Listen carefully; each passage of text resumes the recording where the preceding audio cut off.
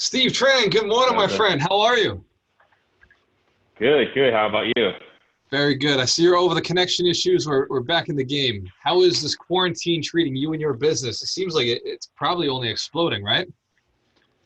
Oh yeah, no, we're doing great. We're everything is moving forward. Everything's doing what it's supposed to do. Yep. So what is it you do, my friend? I noticed that you're a wealth builder, you're a real estate disruptor.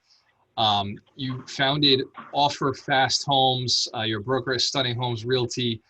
It sounds like you've just been busy. You're from California, you live in Arizona. What's the story here, man? How'd you get started and what is it you're doing? Man, I do a lot of different things, but I would say the thing that I do, the one thing is I build businesses. I'm an entrepreneur, so that's my passion. The joke I said before is I love everything about real estate except for the houses and the people. Yep. Um, but really, I'm an entrepreneur that just happens to, the vehicle is just houses Right. or it's real estate. Absolutely. So what does disruptor mean? So when you say you're a real estate disruptor, what are you getting at? What are you saying you're doing here? I would say the big thing is, there were a lot of changes, right? In our industry, particularly if you look at 2 years ago, which was when I started the podcast. Um, there were these iBuyers that were coming in, Open Door, OfferPad, and so on. And there was not a lot of people talking about the wholesalers who've been around forever. And so I wanted to highlight that disruption because I was thinking that, our real estate industry, the traditional industry was going to get disrupted one way or another. Right. And I wanted to talk about it. And that's how the show came to pass. I wanted to talk about how realtors need to look at wholesaling and how wholesalers need to get actively licensed with the regular real estate license. I love that. I follow that mission 100%. It makes the most sense, right? You're doing the same job. You might as well get paid for both transactions. Learn how to make a little more. Exactly. Yeah. I mean, why not have two legs of business? Right. Realtors and wholesalers are doing the same thing. They're just marketing to different people. Exactly. And sometimes a cross marketing happens. Sometimes it happens and it's like you don't know how to use A it. lot of it, not sometimes, a lot of it. It's all the time. I love that. Yeah. So did you start in the business as a wholesaler or as an agent? I started in 2006 as just an investor, right? Reading Rich Dad Poor Dad, right? Like Yep. everybody else. Yep. So we were buying rental properties, and thank God our loans were getting denied because otherwise I'd have some foreclosures Right. on my record. Uh, but I started as a buy and hold, and trying to be a buy and hold because it was a failure. Yep. But I met a broker along the way, and it's like, what is it you do exactly? You just talk to people, and you make a lot of money. Like, really? That's it? Like, I can do that. And so I became a realtor, and I did that for quite some time. I still do it, obviously. And while I was becoming a traditional realtor in 2007, my cousin got into the business as a flipper. Yep. And he was wholesaling and flipping. And I was watching how much he was making. But I was telling myself, well, wholesaling's a fad. It won't last. So he'll make the good money right now, but it won't stick around. Boy, was I wrong. Yup. I love it. Wow. And Yeah. so what made you say, okay, you know what, real estate is great on the agency side, but this wholesaling thing, it's time for me to jump in because you saw your brother making it, your cousin making it, but what brought you into it yourself? Well, really, even though I watched him making it, I still was thinking, this is short term. But, I did the traditional route. I was listing short sales. I was listing bank properties. And then at some point, I was learning about pay-per-click, and I was thinking, well, I should get more listings. How do I get more listings? And I was targeting what's my home worth, property values, free appraisal. I was going after these keywords, and I wasn't really getting anything. And I was like, okay, let's see what these guys are really, looking for. And, buy my house, sell my house fast, buy my house now. Like, these were the keywords that sellers were really typing if they were motivated. So, okay, well, then I guess I got to go after these keywords. Yep. but I was still trying to get listings. Right. So I would go there and I would try to get the listing. They're like, no, we want a cash offer. It's like, no, like a cash offer is not very good. You're not going to get very much money. Right. I was like, if you list it, you can get this much more. And they're like, no, we want a cash offer. I said, okay. Yep. Well, I was like, I don't think you understand what I'm saying, but like, let me explain it one more time. They're like, no, we understand what you're saying. We want a cash offer. Said, okay. So I gave them a cash offer, and I was surprised that they took it. On the drive home, I called my wife. Like, hey, we bought a house today. And that was the first call. And the second call was to my dad. It's like, hey, Dad, how much money do you have? Yeah. And so this is back in 2012. Yes. And so I'm buying houses, and we're buying more houses, and eventually we run out of money. Between friends and family, we had like 4 or 5 going at a time, which is pretty good. Yeah. But we just ran out of money. So I was wholesaling these things for like $3,000, which I didn't know what I could get. And so getting $3,000 is not exciting for you to change your business. Totally. And then I started realizing, wait a minute, I can get 10,000, I can get 15,000. Yep. Let's start wholesaling. And that was the struggle, right? From having the agent mindset of 3,000 is okay, 3,000 makes sense. Whereas a wholesaler says, why are we doing percentage anymore? The wholesalers don't even think about percentages. It's just, I want that dollar. Well, the 3,000, for me, it was like, okay, this just covers my marketing. This covers my marketing for the month. Absolutely. Right? I'm getting listings, and my marketing's covered for the month. Like, no big deal. This is a net positive. Absolutely. But looking back, right, I was paying $2 and change per click, $12 and change per lead, and my only competition was Sean Terry. Yeah. Man, I blew it.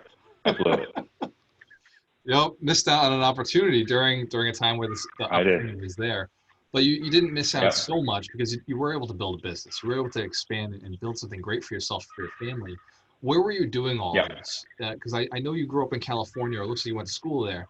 Where were you doing? I went to school in California, so I grew up here. I grew up in Phoenix. Okay. All right. I came to Phoenix as an infant, and I stay here except for 3 mistaken years in California. Right. And so this is home for me. Very cool. So you're actually able to be in your home community. You're investing where you grew up, where you believe, where you live. I love about Phoenix is that's a location I can see myself going to, because here in Massachusetts, it's still cold, right? It's still cold. Yeah. And you've been living life for the past couple of months. So it's exciting market, and Phoenix just exploded. One of the things I see about that market is it's a lot of either single families or large multis. Are you finding that that's true? Oh yeah, absolutely. I mean, we got a lot of land. So are there duplexes? Sure, but there's not a whole lot of them. Right. And even fewer triplexes. And then, fourplexes, there's some like communities of fourplexes, and then it's like giant monstrosities. Right. What are you seeing the opportunities in right now, Steve? Like if you were to look at it and say, this is the better opportunity, that's the better opportunity. For somebody who's looking to come and invest in Phoenix, Arizona, using your team as the agency that they would close with, what are you suggesting an investor who's sitting on $1 million? What would be the big play for them out there? Man, as an investor, someone with $1 million, what we're transitioning to, we're going to start taking more deals down. So, for the last few years, it's been good as a wholesaler because you can get a fat fee, right? Because there's so much competition on the buyer side. Right. But right now, the flippers have kind of gone away, not necessarily because they want to, but because their funding is dried up. Right. And so the few flippers that are still around, they're going to beat you up on your prices. Yeah. Because the law of supply and demand requires that, right? Yep. And I'm not mad about it. That's just the way it is. Right. And so what we're doing is we're starting to raise money. And so I think if someone had money, doing what we've done is sourcing deals, because at the end of the day, the one that can source the deals has all the power. That's right. Right.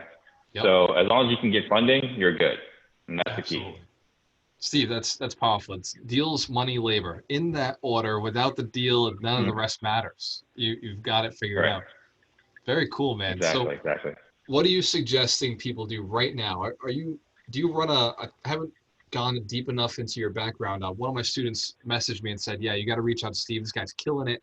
He's crushing the market, and he lives in a location that you'd want to live in. So he's definitely the kind of guy you want to hang out with. And so, Yeah. what do you have for training that's people could jump into, that people could plug into the Steve Trang brand? What do you have that you're teaching people right now? So we're teaching people two different things. The first one is sales training, and the second one is private money. The sales training is critical because right now, for the most part, right, I'm being very general here, but pretty much we're all pulling the same list, skip tracing it with probably the same companies, Yep. Calling and texting it with the same platforms, Yep. using VAs from either the Philippines or Mexico. Like, we're all pretty much doing the same thing. Like 2 years ago, if you could source the seller, if you can get to the seller first, you had it, right? Pretty much. Not definitely, but pretty much. Yeah. Now there is so much competition that you need to be on your game. Like back when I was buying houses, hey, I can give you 150. You want to do this or not? Like, what are we doing? You're doing a deal or not, yeah. That's all it took. But today, like, that doesn't fly, right?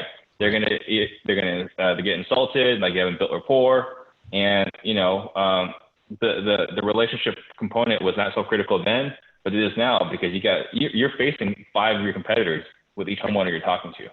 Absolutely. Right. So you got to win on the phone to get more conversions, more appointments without spending more money as the first step. And then after that, winning the appointments, because you spend so much time and money and energy, training, all that stuff to get in the living room. You've got to win as many of those as you can. If you're not closing at least 1 in 4, 1 in 3, you're leaving money on the table. Absolutely. So sales training is the second thing. And then taking it all the way to the finish line, because sellers go dark. They ghost you because, their daughter's in their ear, or someone else called them afterwards and blew up your offer. Yep. These are things you need to do, right? So one of the things we do as far as the sales training go is building the fence around the house after you leave by having a conversation with the homeowner saying, hey, this is going to happen. What are you going to tell them? Yep. Right. So we train them even before we leave on how to make sure they get to the finish line with you. And then the private money component is, like I said earlier, like right now, you need the money. I mean, we're closing deals because we have the money. Right. That's what gives you the opportunity. And right now, there's so many people who have money sitting. I've had friends of mine say, you know what, I was going to put my money in the stock market, but I'd rather put it with you. Like, it's worked in the past. Let's do this. And you're finding that there's a lot of cash out there, but it doesn't have as many places to go that are safe. And so they're going to what they know is working, which is real estate, right? Real estate. Well, in all of this. Hopefully they know, right? Well, we hope, yeah. Right, but the great thing is right now is that we don't have to do a lot of explaining. Right. We just have to ask someone if they've been in the stock market. We just have to ask them, hey, how's it going? How's it going for you? And just let them tell you how off it's like, oh man, I wasn't even paying attention. I didn't even know it was that bad. That's crazy, man. So like you probably made, but you probably still made like 10% per year for the last 3 years. No, we didn't. It's like, oh, got wiped out. Yeah. Well, here's what our investors are doing. I don't know if this makes sense for you. Exactly. What do you offer in your investors? What is your typical rate of return, or how are you presenting it to your investors? We're still at 10 right now, but my goal is to get to 5 to 7. So right now, like the best one I had, which just, kind of unraveled in the last few weeks, but the best one I had, it was $1 million, line of credit, pulled anytime. I just needed to give her like 2 days notice before close. Perfect. But it was no points, no down payment. She covered closing costs, rehab, and I made no payments throughout. So I borrowed over my purchase price, and I paid her back at closing. Profits, just 100%, 10% of however long I held it. Here's what you get at the end. That's phenomenal. Yep. That's cheap Yeah. money. So I want to do more of those between 7 and 8. Yeah, I agree. And there's a lot more. There's a lot more people with cheap money in the market right now. There's something called a core loan, where you can be at 3% interest, 4% interest, and taking your money out with a line of credit, and you can go and utilize that and put it into the marketplace. And at 10%, they're doubling their money. at even at Right. 6%, right? If they're sitting on cash at 6%, they can increase their funds today. I love that model, Steve. Absolutely. Absolutely. When I started, uh, I was paying everybody 12%. Well, actually, I had lenders. I was paying 14 and 2, right? 14 and 2, so 16% if you held it for a year, right? And now Mm-hmm. it's like on the same mission as you. How do we get it cheaper? Right? Like how bad do you really want me to hold your money right now? Mm-hmm. How Mm-hmm. low can you go? Yeah. I love that you're doing that, right? And you're giving those people the opportunity to have their money create a return on investment. And it really only makes sense at those levels with higher dollar amounts. So you're able to do more projects with less relationships, better relationships, less relationships. And I think one thing that a lot of people do that, I think is a mistake is they'll offer, Yep. an interest rate. Right. And I think this is just like, when a homeowner says like, well, what's your offer? If you go and give them a number, like that appointment's dead, Done. Yep. right? It's like, I don't know what my offer is. Let me know. Let's figure out what your situation is and we'll figure out whether we want to buy your house or not. Right. It's the same exact conversation. Like, I don't know what, interest rates make sense for you. What are you doing right now? What are you getting? Yeah. Right? Because we know basically for the last 3 years, they've gotten nothing from the stock market. Right. So like 5% is awesome. Right. Right. But if you go in there offering 10, for some people, they might be like, what's your It's angle? Like, why would you it's pay me that much? too much. I've been told that before and shocked me. Like I talking about somebody that just sold his house, he was sitting on a $500,000. I was like, hey, if you want to roll it, I was telling him 12%. He's like, doesn't seem real to me. And it's like, no, like it's super real. And I know, right? you realize you're giving too much, leaving too much on the bone where it's unrealistic, and you got to bring it down to something where they can accept it. It's really the right thing to Mm-hmm. do. Yeah, it is the right thing to do. I mean, otherwise, they might be thinking you're running a Ponzi scheme. That's exactly right. Well, am I ever going to get my money back? Now it's the fear of your capital never coming back to you, and it's like, no, the money comes back. Like and you got to explain how much you're making, and it Yeah, just makes them feel more secure knowing how much you're making doing the deals. So I got a buddy. absolutely. He's been wholesaling for years. Same thing. He lives in Florida. He wholesales in North Carolina, and he's actually looking at the Texas market. I don't know if he's going to Arizona, but the concept is the same. What you just said is after a little while they realized we're doing all this wholesale and they're selling to open what is the name of the company, Zillow and Open door. Open Door, Yeah. and they're selling to these big companies that is buying, and that dried up. Have you noticed Open Door is not putting out the offers they used to? Well, they're done. They're not making offers. They laid off 35% of their operations. Yeah, completely wiped out. Completely just. Yeah, they're done. Yep. Yeah. Well, they're not done, but they're definitely done right now. They're not moving right now. They're not going forward. Yeah. They're looking back and saying, "Oh Yeah. shit! Like, what do we got still?" Right. Same with Zillow. Yeah, exactly. Did you ever sell to Zillow? No, we've never really sold any of them. I mean, we're really more about wholesaling because typically with those iBuyers, you need to close on it first. Right. And I'm not saying that's a bad strategy, right? Because like the margins are bigger. It works. But I would rather get in, get out. I didn't want to tie up any capital. I didn't want to be left holding a bag. Yes. And so we never took any of them down, even though if you did, the margins were larger. Yeah. Steve, I love that strategy. If I could teach more wholesalers to do exactly what you're doing early in the game, because eventually when you can take them down, you take them down. Like you want that ability, but early on, if you can just get through them faster without taking the risk, without lying to the seller, just get it to the point where it's like, yep, I'm going to take you from here, move you here, and get it to the right investor, wholesalers would be exploding. They'd be moving faster. They'd have more fun doing the business. Well, it's speed of money, right? I mean, there's a reason why there's the expression, right? A fast nickel beats a slow dime. There's a reason why that expression exists. Absolutely is. Yes. So what would you give advice for young wholesalers getting in the business, new market? Our market's a little different. I'm always looking to build wholesalers locally for probably the same reason as you, is I want the deals, right? I want to buy more. So I'm teaching wholesalers how to wholesale to me. What advice could I give my audience or my wholesalers locally that would help inspire them to go and do this a little cleaner, a little better, and maybe save some trouble for them? Cut out the stuff that's not working, so they can be more successful. Well, I think the first thing is having the right mentor. So it sounds like that's you. Having someone to kind of guide them, because what happens is oftentimes a lot of people that come in, most of them, a good percentage of them, they still have money to invest in mentorship, which is fine, right? Right. And if they don't have that money, then they need someone that they can work with. And in my market, there's Jamil with Keegley. Like, he was someone I bounced a lot of ideas off of. Nice. So I learned from him as I was stepping up my wholesale game. So having someone like that is great. If you could afford coaching, then get coaching. But coaching isn't for everybody, and that's just the reality.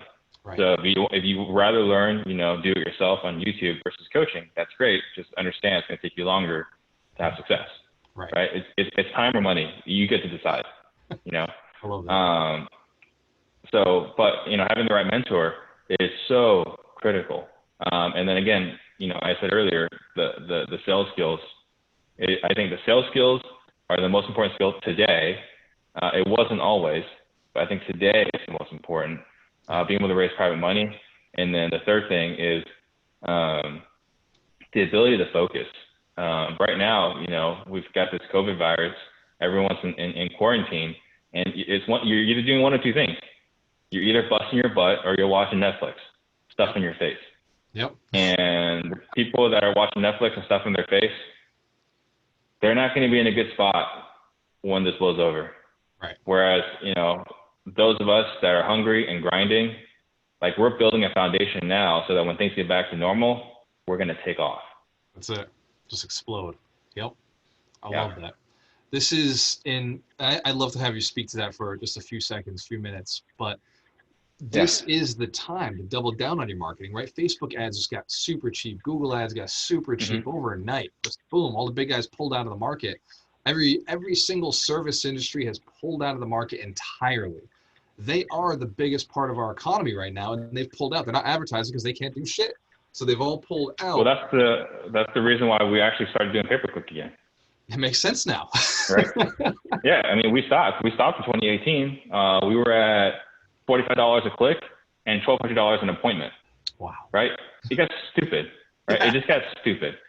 Yep. And now with OfferPad and Open Door both gone, it's hard to compete with someone that's funded by Wall Street. Right. Now I'm competing against people funded that are, my competition again, like my wholesaling competition. I can't wait. Right. It's amazing, man. Yeah. This is the opportunity for you to explode, for you to expand. And any wholesaler, any investor, anybody who's looking to expand any aspect of this business, real estate's strong, right? It's real estate. All signs are that real estate is going to hold going further forward. I hate being speculative. For years, I've been the guy saying it's going to crash, it's going to crash, it's going to crash. And I've been a hold investor for a long time, thinking, every property I ever bought, thinking it could turn tomorrow and I'd be okay buying this thing. Like 100%, I'd love owning this tomorrow, even if it crashed.